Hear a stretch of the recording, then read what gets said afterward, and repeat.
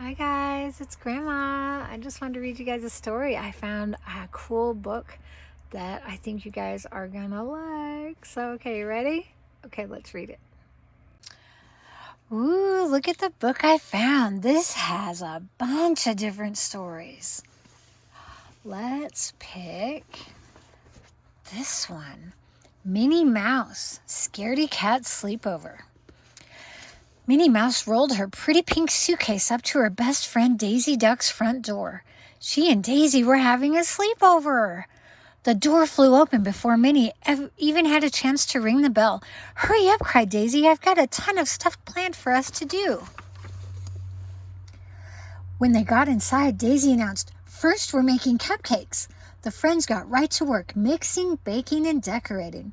"These look amazing if I do say so myself," Daisy said.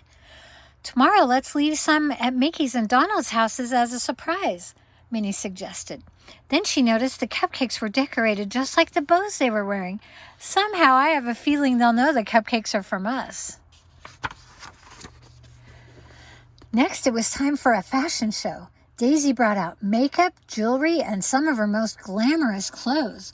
"We are going to look so cute," Daisy said. When they were done, Minnie looked at herself in the mirror. "I'm not so sure about cute," she said, laughing. "I think I accidentally made myself into a Christmas tree."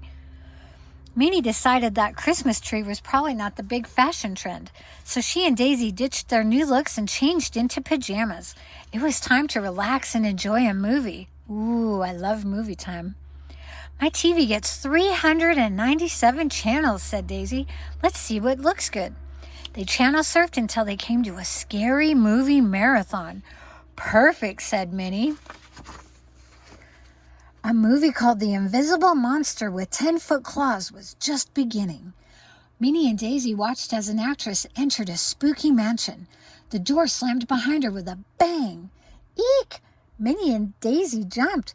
"You'll never get me, monster," the actress cried out. But soon she heard the scratch, scratch, scratch of the monster moving toward her. The monster chased the actress all over the house. Luckily, she managed to escape. But Minnie and Daisy watched the rest of the movie with the lights on. Oh, look at them with their popcorn. When the movie was over, the friends got ready for bed. Minnie tried not to jump every time she heard a strange sound. Daisy tried to ignore the creepy shadows on the wall. Soon they got into bed and wished each other sweet dreams.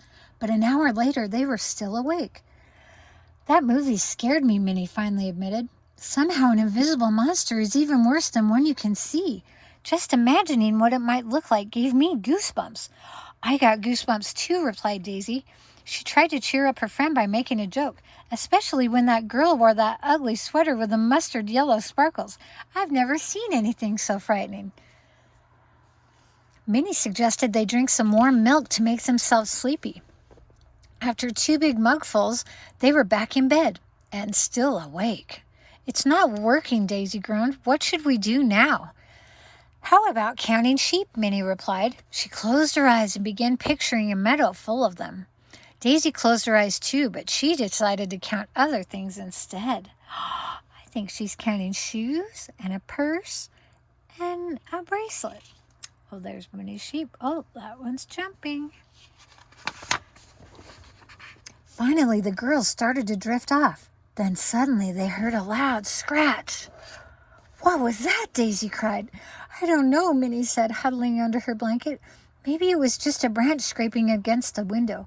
"Yes, that must be it," replied Daisy, but she wasn't convinced. A few minutes later, they heard more scratching and then a loud screech. "Ah!" yelled the girls. "What if it's the invisible monster with 10-foot claws?" asked Daisy. Minnie took a deep breath.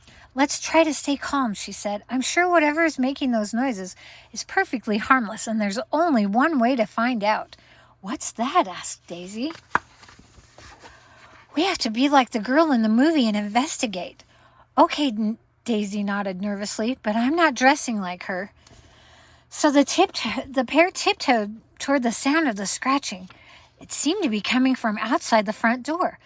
"Let's peek out the window," suggested Daisy. "Maybe we can see something." Minnie pulled up the curtain and let out a gasp. What is it? Asked Daisy. Kittens, cried Minnie. She quickly threw open the door and brought them inside. Poor things, do you think they're lost? Daisy asked. Maybe, replied Minnie. We'll ask around the neighborhood tomorrow and see if they belong to anyone. I'll make up the spare bed, said Daisy. What spare bed? Minnie wondered. Daisy grabbed her laundry basket. This one. Oh, that'll be perfect for those kitties. Who would have guessed that our monster would turn out to be furry and cute? Minnie asked as she snuggled back into her sleeping bag. Not me, Daisy replied, and the two girls burst into giggles. Just a few minutes later, Minnie, Daisy, and the not-so-scary kittens were fast asleep. Aw, what a good story.